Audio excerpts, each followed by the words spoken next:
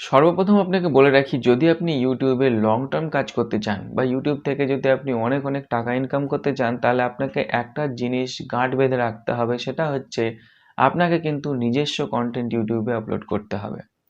চুরিচামারি করে বা অন্যের কন্টেন্ট নিয়ে ডুপ্লিসিটি করে আপনি ইউটিউবে আর্নিং করতে পারবেন।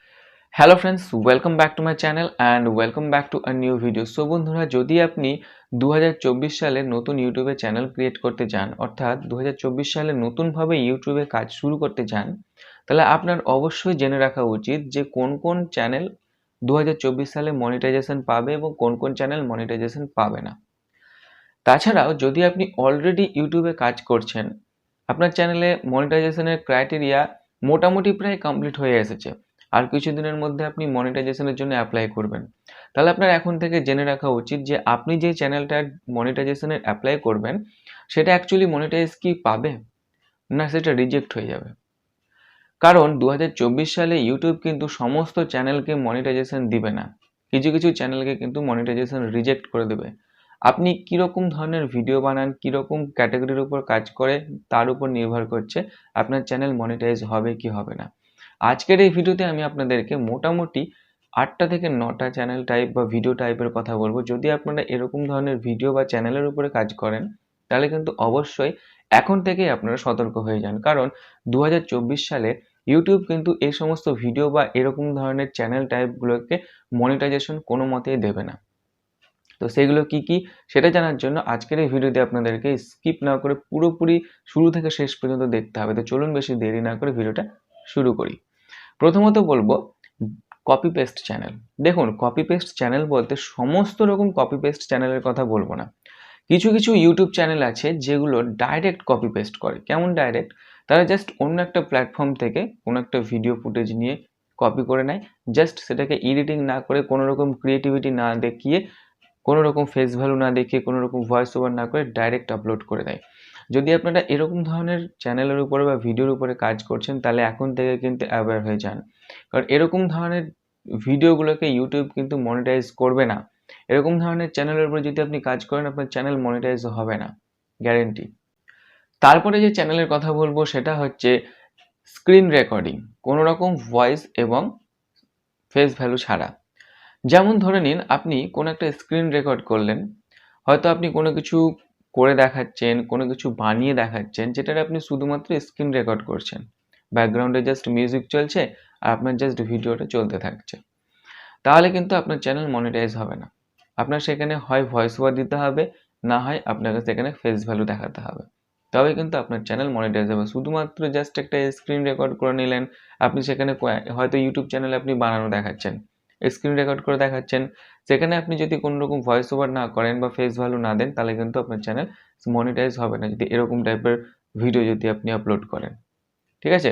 মানে শুধুমাত্র স্ক্রিন রেকর্ডটা আপলোড করে দিলে চলবে না, সেটাকে এডিট করে সেটার মধ্যে কিছু ক্রিয়েটিভিটি লাগাতে হবে। যেমন আপনি সেখানে ভয়েস ওভার করে দিন, আপনার যে ল্যাঙ্গুয়েজ আপনার প্রেফার হয়, যে ল্যাঙ্গুয়েজ আপনার সুবিধা মনে হয়, সেই ল্যাঙ্গুয়েজে আপনি সেটার উপরে ভয়েস ওভার করে দিন, যে কোনখানে কি করছেন, কোথায় কি দিচ্ছেন, এভরিথিং আপনি ডিটেলসে বলে দিন, ব্যাস দিয়ে আপলোড করুন, কোনো রকম সমস্যা হবে না।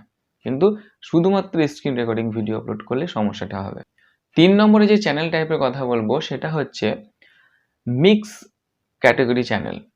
কেমন মিক্স ক্যাটাগরি চ্যানেল? ধরে নিন আপনি ইউটিউবে একটা চ্যানেল ক্রিয়েট করলেন, সেখানে হয়তো প্রথমে আপনি টেক জাতীয় ভিডিও আপলোড করতে শুরু করলেন।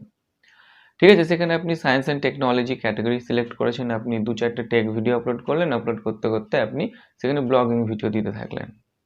সেখানে ক্যাটাগরি কিন্তু সায়েন্স অ্যান্ড টেকনোলজি আছে, আপনি আপলোড করছেন কি ব্লগিং।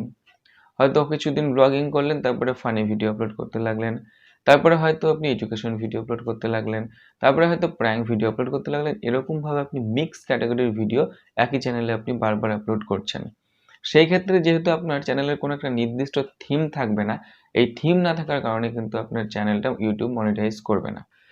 তারপরে যে চ্যানেলের টাইপের কথা বলবো সেটা হচ্ছে অত্যন্ত ক্রিটিক্যাল চ্যানেল, এবং এই চ্যানেলগুলো অত্যন্ত রিস্কি। কেমন রিস্কি?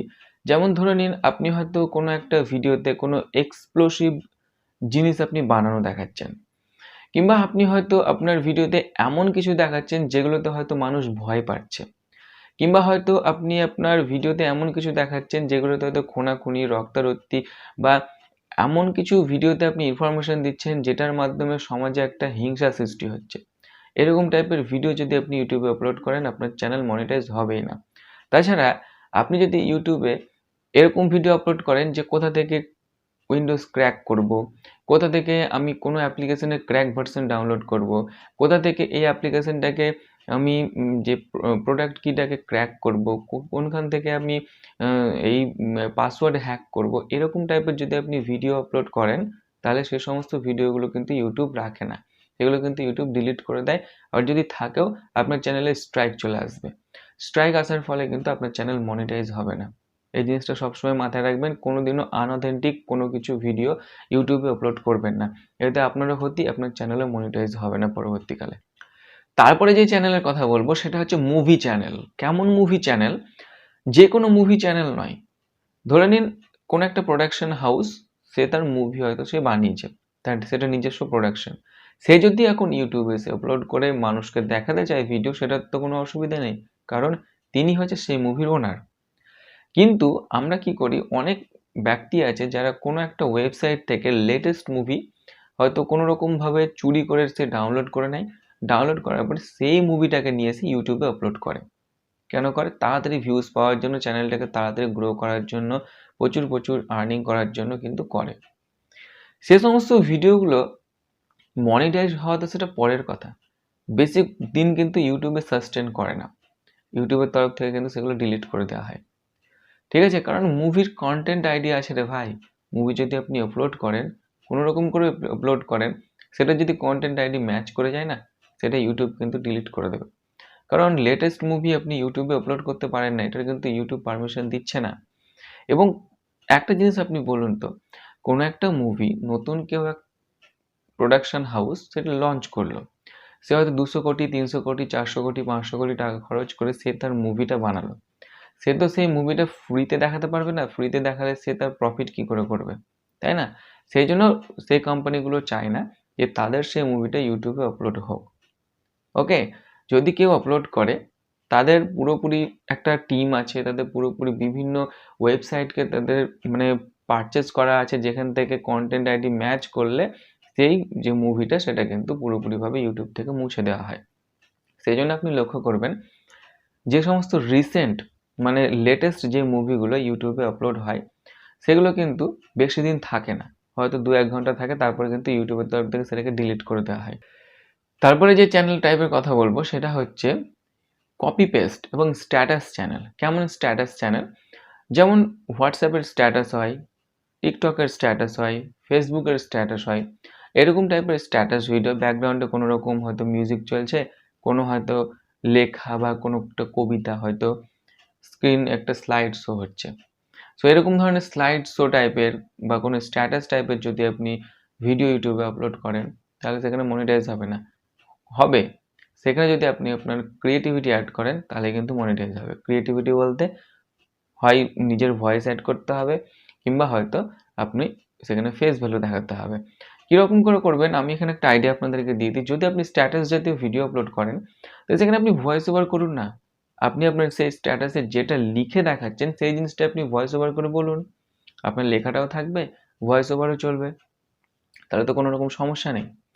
তারপরে যে চ্যানেলের কথা বলবো সেটা হচ্ছে, যেমন আমরা এই জাতীয় চ্যানেলগুলো বানাতে খুব পছন্দ করি, কারণ এগুলোতে কোনো রকম ভয়েস ওভার লাগে না, ফেস ভ্যালু দেখাতে হয় না। কারণ অনেক অনেক বাড়িতে এমন আছে ক্যামেরার সামনে আসতে দেয় না, আবার অনেকে আবার ক্যামেরার সামনে আসতে সংকোচ করে।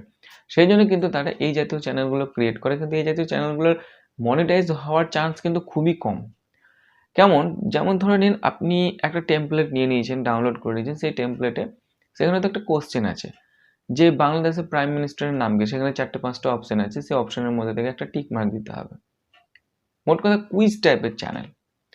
তারপরে হয়তো সেই কোশ্চেনের আনসার হয়ে যাওয়ার পরে আবার স্লাইড শো হয়ে অন্য একটা একই টেমপ্লেটের মধ্যে, অর্থাৎ একই ডিজাইনের মধ্যে আবার অন্য একটা কোশ্চেন এলো যে ইন্ডিয়ার প্রাইম মিনিস্টার নাম কি, সেখানে 3-4টে নাম থাকবে, সেখানে টিক মার্ক দিতে হবে।